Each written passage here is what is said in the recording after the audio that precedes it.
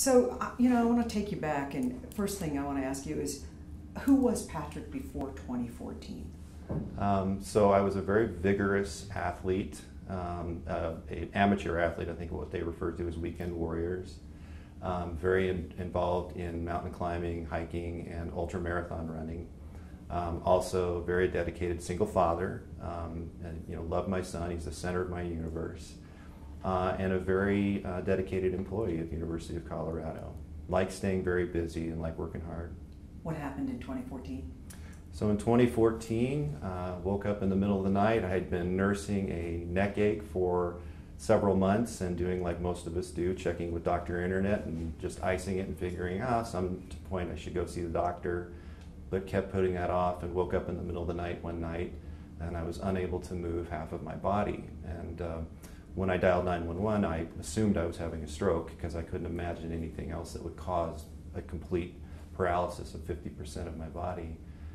By the time I was rushed into the emergency room, the other side of my body had gone numb, so I was essentially paralyzed from the neck down.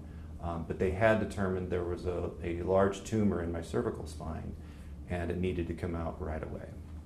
So what happened? So there was about an 8-hour surgery. They were able to remove the entire tumor. Later did biopsy it and determined it was non-malignant, which was great news. But it had been crushing my spine for perhaps a number of months, and that was what was causing that acute pain and ultimately that paralysis. And in order to remove the tumor, to make sure that there were no other tumors throughout the body and that it wasn't malignant, they had to cut some nerves, which ultimately caused some damage. But the good news was by removing the tumor, it did restore my mobility. I went through about 2 weeks of physical rehabilitation and was sent home then with outpatient physical rehab. But you weren't as good as new, were you? Not a bit, no. About a month after the surgery, I woke up and something was different and I wasn't sure what it was, and it took only a few minutes to realize it was pain. Where I had not had pain before, just numbness. And the pain covered about a third of my body, from about the waist down on the left-hand side, or the middle of my back down on the left-hand side. And the best way I can describe the pain is it feels like a burning sensation, like almost as if you had a very intense third-degree sunburn and were trying to cool it with blocks of dry ice. So it's kind of a freezing, burning sensation all at once. What caused that? So basically nerve damage. The central nervous system, as it heals, this is my understanding, as the central nervous system heals, it expresses that healing in the form of pain to the brain. So even though it is healing itself, the brain is asking questions about what's going on, and the communication comes back as pain. And this wasn't occasional pain? No, it's constant pain. It never goes away. It's 24/7. It will ebb and flow a little bit. They rank pain on a scale of 1 to 10, which is way too big a scale, by the way. So I think of it more on a 1 to a 5 scale. It's more manageable for me. And it will peak, to a 5 every now and then, but on that scale of 1 to 5, it's always hovering around a 3 right in the middle. Excruciating? At times, excruciating, yeah. Debilitating? Yes, absolutely debilitating. It doesn't affect my physical movement. In other words, my structure is fine. My muscles, there's no degrading of muscles or tissue or bone. But when I start my day, I sort of check in with how much energy I have to get through the day, and I always know that at least half of those battery stores have to be dedicated toward carrying and managing pain. And on long days, I've used it all up, and that's where the debilitating factor comes in. I just become so exhausted, I'm depleted. Is there a cure for this? No, there's no cure, just management. Yeah. You had a term for it that you sent to me in an email. What is this called that you have? It's called complex regional pain syndrome. So it's complex because they don't know exactly where it starts. In other words, there's no specific organ that's generating the pain. Regional means it's widespread. Pain means it's pain, and syndrome means it doesn't fit the disease model, which means it's not associated with a specific organ. So sitting here right now, are you in pain? Yes. Describe that. Again, actually sitting is the most painful thing that I do because it activates the nerves in the lower half of my body where the pain is predominant. And so have you ever been sunburned and then you put clothing on, right? So that's the most painful thing for me, is actually having clothing or anything lightly touching, wind, water, showering. So the fact that I'm wearing trousers and sitting and applying pressure is aggravating what would be for anybody else a really intense sunburn.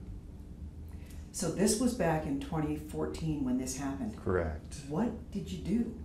So I saw a lot of doctors. There were a lot of follow-up appointments, MRI scans to make sure that the tumors weren't coming back. I'd meet with neurologists also just to make sure the central nervous system was functioning properly. They'd have me go through a lot of physical exercises. And then eventually I was sent to a pain clinic where I received some infusions of some very powerful drugs and then was prescribed some very powerful drugs, including opiates, anti-seizure drugs, and some antidepressants. And so I started to use those in combinations that were unhealthy, in addition to which I was self-medicating on alcohol and marijuana. And what? Bad combination. There's really no end to the opiate solution. And I'm not knocking opiates, and trust me, when I went under surgery, I'm grateful that there was an anesthesia so that I didn't have to be awake during it, which would of course been impossible. But the prescribed opiate to address chronic pain that is long-term, and they predict my pain could be as long as 10 to 15 years or the rest of my life. The opiate solution requires increased dosage because the body will adapt to it. And so it's not long before your body becomes highly dependent on it. And of course, mixing that with self-medication and other drugs is quite dangerous. So it got to the point where it was impacting, all facets of my life, and my son was finding me essentially unconscious and intervened and said, "Dad, I just can't find you one day dead. I need you to take steps to fix this. I need you to search for other solutions." So he was the person that turned me around to say, "You're right, I'll go get help." And you got help? I did get help, yeah, through residential substance abuse rehab. But here you are. Yeah. You look great. Thank you. You're still in pain. I'm still in pain. What do you do to manage it? Sure. And so while I was in rehab, we've learned so much over the last, I would say, 2 to 3 decades about pain management, also about substance abuse and recovery from that. So what I'm doing is what we refer to as alternative or integrative complementary medicine. So I still go see my neurologist, I still get my MRI scans every year, but have turned away from those heavy narcotic or opiate drugs, and in practicing things like acupuncture, meditation. There's a beautiful spiritual practice called Reiki that I practice. Talk therapy has been a big part of my recovery. And I also do a process called craniosacral therapy, which is akin to massage, but a much lighter touch. And that does the trick? It's kind of like medications. You have to get them in the right balance. So when a cancer patient is being treated, the trick is what's the right cocktail to help eradicate this cancer, but also keep the patient alive. So in integrative medicine, I think of it the same way. I'm always looking for that right balance. Do I do acupuncture 3 times a week and Reiki once? So yes, it is working, but it's a constant experiment, if you will, to get that right combination. I get the sense that this has taken over your life. No, it has not taken over my life. The way I look at it, Kathy, is this. Pain is inevitable in life. I don't remember it, but on May 18th, 1967, I'm pretty sure when I entered the world, there was probably some pain involved. So pain is an inevitable part of living, but suffering is something we choose or choose not to do. And so what I've learned in the last 4 years is that when I fight pain, pain wins. But when I learn to carry it with loving kindness and with empathy that only I can provide because it belongs to me, the load becomes lighter. It becomes more manageable. And that is hard to explain in words, but it's true. So I wouldn't say it's taken over my life. It has become a part of my life. And interestingly, it's helped me focus on the things that are the most important to me. So describe a typical day. Typical day, wake up. First thing that I always do is meditate. I check in, I do a body check. Where is the pain today? How am I just feeling in general? You know, am I feeling tense? Did I get enough sleep last night? And then the next thing I do is move into a meditation where I can quiet myself and check in and then prepare for my day. And so most days start with running. So I try to get out and run between 4 to 6 miles a day in the morning, and then sometimes later in the day as well. But get started with the day with running and then right off to work. During the school year, it's helping my son get ready for his school day.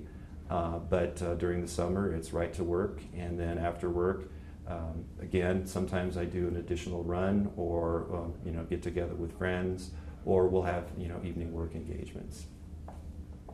But when you're at work, sitting at a desk, pain? Sure. So my colleagues, the University of Colorado Hospital and UC Health have been very kind to publish my story and help me tell my story. And so the community that is the University of Colorado Anschutz Medical Campus is very aware of my condition, my rehabilitation, and the fact that I carry pain. So when I'm sitting in a meeting, which, as I told you, is the most painful thing I do, I will either stand and sort of rock back and forth to alleviate that, and I've even been known to just step out for a couple of minutes. I can go to my office, lay down on the floor, prop my legs up on a chair, and within 3 to 5 minutes, I can calm that intense spike in pain up. And I've learned to do that, and my colleagues have also been very accommodating, as has my family. People want a quick fix. Yeah. People want a pill. How do you convince people, or how would you tell someone who is suffering with pain, here's another way? Number one, don't try to do it alone. If there was one thing, and there's always more than one thing, but if I had to put it down to one thing that took me down that dark path, it was that I was trying to do it alone. Doctors were prescribing, so they were there, and they were telling me the truth. Be careful and read the side effects and so forth. But then I would go home and I would isolate, and I would say, no, I can do this. This is my thing. So number one is don't try to do it alone. Number two is find an advocate. There is good information out on the internet about integrative health practices and alternatives. If you even just Google alternatives to opioids or integrative medicine, holistic medicine, a lot of good information, especially in a large community like Denver and the Denver metro area. So don't do it alone. Do some research, and don't try to take integrative medicine is the same, I've seen it happen, is the same as medication. Sometimes people want to go to acupuncture and say, make it work right now. And my acupuncturist actually said my first 2 sessions are free because we're going to set expectations. And if your expectations are that I can cure you, I'm going to make a recommendation you see someone else. So she helped me understand this is a long-term process. It's a relationship you have to build with your integrative practitioner. And so that's the other advice I would give, is not to look at it as a quick fix, but how can I help manage? How can you help me manage what I'm carrying with me? You were talking about running. I have pictures of you climbing. Mm-hmm. How is it that you're doing that now? In other words, does my pain limit my ability to run and climb? It does not. Physically, it does not. In fact, a physician who is a neurosurgeon by the name of Vinu Akuthoda was looking at my x-rays and MRI scans a few years ago, and he turned them off and sort of sat back and said, what is it that lights you up? What makes you happy? And I said, I'm being a father. He said, yeah, I know, I can see that. But he said, what do you like to do in your spare time, and what do you do for fun? And I said, I like to climb mountains and run ultra marathons. And he said, it's time for you to go do that again. So Kathy, in picking that up again, what I find is that it is a beautiful and pleasant distraction from the pain. The pain is still there, but there's so much joy and positive energy that comes from doing the things that I love, that the pain takes a backseat in the bus. It's still there. It's sort of like when your baby's crying and they're safe, and you just go down to second floor just so that it's a little quieter and it doesn't quite, cause you to be so anxious. That's kind of how the pain is. Some days it feels like it's just screaming in my ears. And when I run and climb mountains or listen to music, read a book, spend time with my son, the voice gets a little bit quieter. It's amazing. What did we miss? You've done such a fabulous job. We'll never get all this on, but is there anything else that we didn't touch on that you'd like to say? What would you say in conclusion? I mean, I want to tell your story, but what do I leave people with? Yeah. I mean, there's hope for someone with chronic pain? Yeah, I mean, I'm 51 years old and I intend to live at least another 50 years. It's possible to me that I may live those next 50 years with pain, but I just take it day to day. I'm filled with tremendous hope because I've seen that these integrative health practices work, and I've seen that by building a community of support around me that I can do this. And so I don't think about 50 years of pain, I just think about today and then the next day, one day at a time.